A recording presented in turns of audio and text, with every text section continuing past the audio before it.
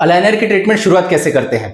Welcome to day 8 of 30 day one liner reel challenge. इस reel में हम जानेंगे कि हम अपने क्लिनिक में अलाइनर की शुरुआत किस तरह से करते हैं। सबसे पहले तो हम ये चेक करते हैं कि आपकी एक्चुअल में प्रॉब्लम क्या है, आपकी एक्सपेक्टेशन क्या है और फाइनल में आपको दांत कैसे चाहिए। जैसे कि अगर आपके दांत बहुत आगे होंगे तो शायद आपको पीछे चाहिए होंगे, दांत टेढ़े मेढ़े होंगे तो आपको हम दांत सीधे कर सकते हैं। तो इसके लिए हमारा आपसे डिस्कस करना बहुत ज्यादा इंपॉर्टेंट है कि आपको फाइनल दांतों में रिजल्ट किस तरह से चाहिए होता है। अगर आपके एक्सपेक्टेशन रियलिस्टिक होंगे, मतलब कि अगर हम आपके एक्सपेक्टेशन को पूरा कर सके तो हम आगे के ट्रीटमेंट करने के लिए शुरुआत कर सकते हैं। इसके बाद हम चेक करते हैं कि आपके दांतों में और मसूड़ में कोई प्रॉब्लम तो नहीं है। अगर दांतों में और मसूड़ में कुछ भी प्रॉब्लम हो तो उसे सबसे पहले क्लियर कर लेना चाहिए, जिससे कि अलाइनर के ट्रीटमेंट के दौरान आपको कोई भी प्रॉब्लम ना हो।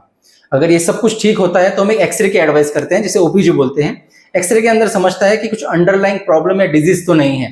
कभी कभी दांत ऊपर से सब कुछ बढ़िया होते हैं, पर कभी कभी हड्डी के अंदर हमें दिखता है कि कुछ प्रॉब्लम हो सकता है, कुछ इन्फेक्शन हो सकता है, या फिर कभी कभी कुछ ओवर रिटेन, मतलब दूध के दांत भी हड्डी के अंदर रह सकते हैं। तो वो ट्रीटमेंट से पहले ही हमें क्लियर कर लेना अच्छा होता है।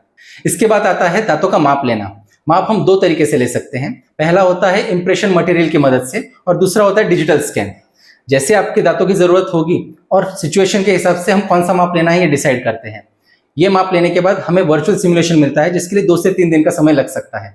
वर्चुअल सिमुलेशन में हम देखते हैं कि आपका जो फाइनल रिजल्ट आने वाला है वो किस तरह से होगा, आपको कितने प्लेट्स लगने वाले हैं, कितना ड्यूरेशन लगने वाला है और अल्टीमेटली हमें अलाइनर की ट्रीटमेंट में कॉस्टिंग कितने आने वाली है। ये सब हम वर्चुअल सिमुलेशन की मदद से पता कर सकते हैं। अगर आप वर्चुअल सिमुलेशन से संतुष्ट होंगे, मतलब जो आपको फाइनल रिजल्ट वर्चुअल सिमुलेशन में दिख रहा है वो अगर आपको पसंद आया, तो हम आगे के अलाइनर की फैब्रिकेशन स्टार्ट करते हैं, जिसे 5 से 7 दिन का टाइम लगता है।